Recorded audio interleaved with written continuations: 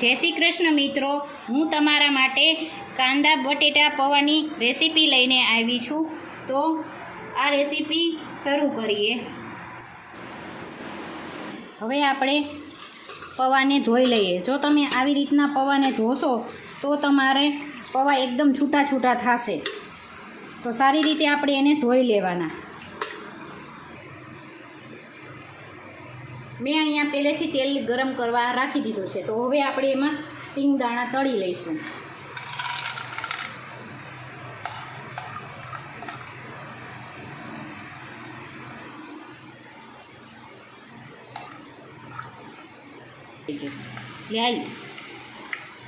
હવે આપણે સિંગદાણા તળાઈ ગયા છે. તળ થવા માંડે એટલે આપણે એને કાઢી લઈશું. હવે આપણે એમાં 1 ચમચી રાઈ નાખીશું. હવે એને તતડવા દઈશું. હવે આપણી રાઈ થોડી તતડવા માંડી છે ત્યાં આપણે એમાં મીઠો લીમડો નાખીશું.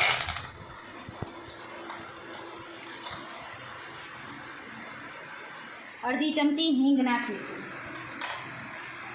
હવે તેમાં આપણે લીલા મરચાં,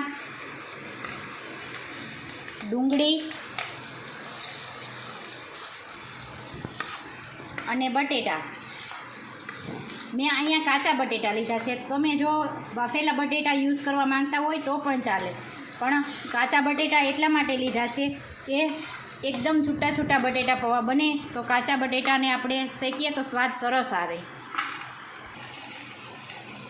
હવે આપણે તેને થોડું હલાવી લઈશું અને એમાં આપણે સ્વાદ અનુસાર મીઠું ઉમેરીશું. મીઠું એટલા માટે આપણે ઉમેરીશું કે બટેટા અને ડુંગળી સારી રીતે ચડી જાય, એટલા માટે આપણે પહેલાં મીઠું ઉમેરીશું.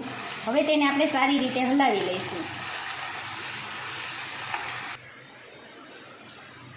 હવે આપણે એને 2-3 મિનિટ માટે ચડવા દઈશું અને ઢાંકી દઈશું. મેં આમાં કાચા બટેટા લીધા છે એટલા માટે આપણે એને થોડી વાર સમય આપવો પડે એટલે ચડવા દઈશું અને 2-3 મિનિટ માટે ઢાંકી દઈશું.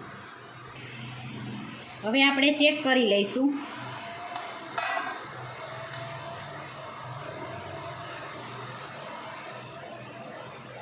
હવે આપણા બટેટા જુઓ, તમે જોઈ શકો છો એકદમ ચડી ગયા છે. તો હવે આપણે એમાં 1 ચમચી ખાંડ ઉમેરીશું અને ખાંડને થોડી વાર ઓગળવા દઈશું. હવે એક ચમચી હળદર ઉમેરીશું. અને જો તમે તીખા પૌવા બટેટા ખાતા હોય તો લાલ મરચું પણ અડધી ચમચી ઉમેરી શકો છો. 1 ચમચી ધાણા જીરું ઉમેરીશું.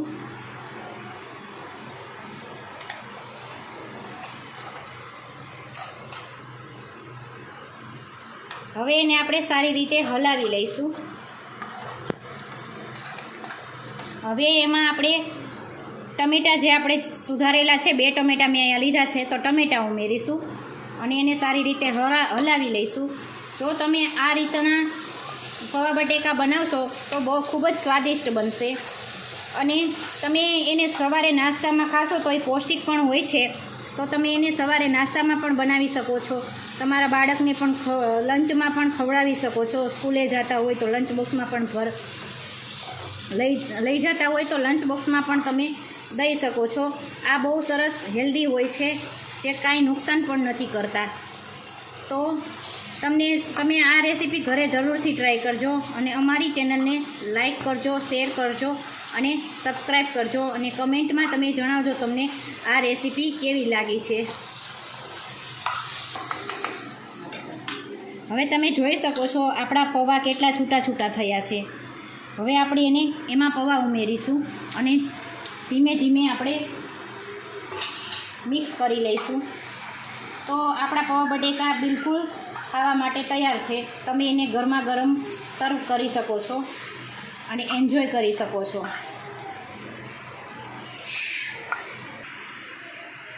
હવે આપણે ગેસ બંધ કરી અને પછી જ લીંબુ નાખવાનું, જેથી લીંબુમાં જે સ્વાદ હોય તે એકદમ એવો જ રહે છે. એટલે આપણે 1 લીંબુ અહીંયા લીધું છે મેં.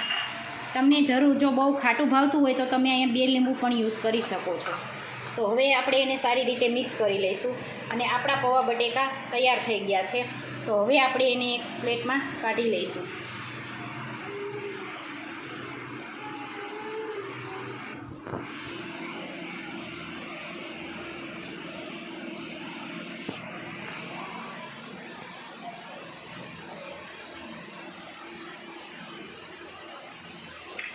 હવે આપણે એમાં કોથમી ઉમેરીશું.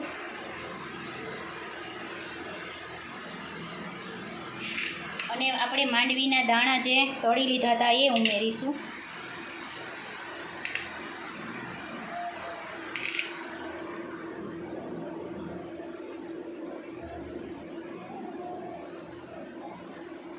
હવે દાડમના દાણા ઉમેરી લઈશું.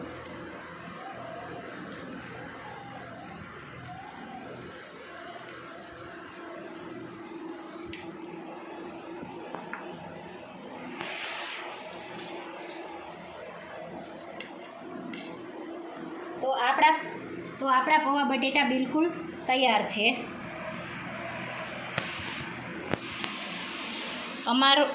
અમારો વિડીયો જોવા બદલ થેન્ક યુ મિત્રો.